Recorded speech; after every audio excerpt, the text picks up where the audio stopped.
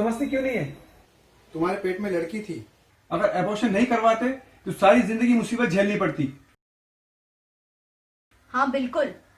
और बहू, आगे ध्यान रखना, लड़का ही होना चाहिए। लड़का हमारा नाम रोशन करेगा। कैसे माँ जी? अरे वो खूब पढ़ेगा लिखेगा। मैडम क्यूरी की तरह? हाँ, वो चांद पर भी जाएगा। कल्पना चावला की तरह? दुश्मन से देश की रक्षा करेगा। महारानी लक्ष्मीबाई की तरह? हाँ, और मौका मिला तो देश भी चलाएगा। श्रीमती इंदिरा गांधी की तरह? हाँ, लड़का लड़का ही होता है, अपने बुढ़ापे का सहारा। तो माँ जी, आपके मौसी जी के 3 बेटे हैं, फिर वो वृद्धाश्रम में क्यों रहती हैं? अरे उसकी तो किस्मत ही फूटी है। उसके तीनों बेटे बड़े ही नालायक निकले। मेरे बेटे को देख, मुझे कितना मानता है। हाँ, देख रही हूँ ना। आपके एक बार बोलने पर इन्होंने मेरी बच्ची को मेरे कोख में ही मार डाला। फिर बकवास कर रही है तू? लड़का होगा तो समाज में इज्जत दिलवाएगा। तो किरण बेदी, प्रियंका चोपड़ा, सानिया मिर्जा, साइना नेहवाल, पीटी उषा, इन्होंने क्या किया?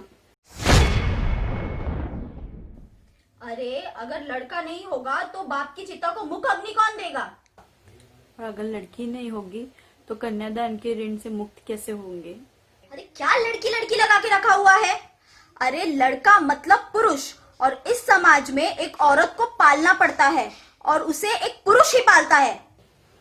क्योंकि उस पुरुष के पूरे घर को वही औरत संभालती है। अरे इस समाज में एक औरत की रक्षा करने के लिए एक आदमी की ही जरूरत होती है। और उस औरत को खतरा भी उसी आदमी से होता है। अरे पुरुष वंश चलाता है और उस वंश को कुलदीपक पुरुष ही देता है। अगर वो ये अकेले कर सकता है तो फिर वो किसी औरत से शादी क्यों करता है?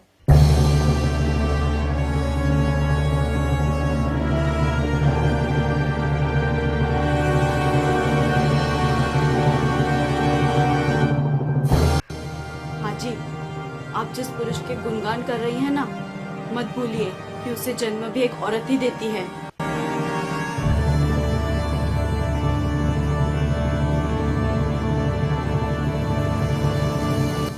अगर आपको भी आपके माँ बाप ने पैदा होने से पहले मेरे बच्चे की तरह कोख में ही मार डाला होता तो आपके इस आज्ञाकारी बेटे को जन्म कौन देती?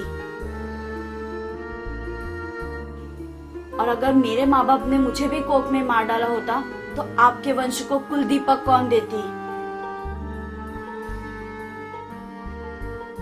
माँ जी, औरत अभिशाप नहीं, पुरुष की शक्ति होती है, पुरुष की प्रेरणा होती है। मुमताज थी इसीलिए शाहजहां ने ताजमहल बनाया, लैला थी इसीलिए मजनू अमर कहलाया, सावित्री थी इसीलिए सत्यवान यमराज के मुट्ठी से जिंदा लौट आए, सीता थी इसीलिए राम पुरुषोत्तम कहलाए।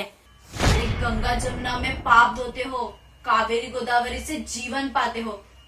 अरे इंसान की तो बात ही छोड़ो, जब देवता भी संकट में घिरकर लाचार हुए ना, तो मेनका और मोहिनी ही उनकी तारणहार बनी थी। सोचिए, सोचिए जरा, पत्नी को ही अर्धांगिनी क्यों कहते हैं? माँ के चरणों में ही स्वर्ग क्यों होता है? जब संकट में घिरते हैं तो माँ की ही याद क्यों आती है? और अगर लड़की अभिशाप है तो देवी माता किसका रूप है?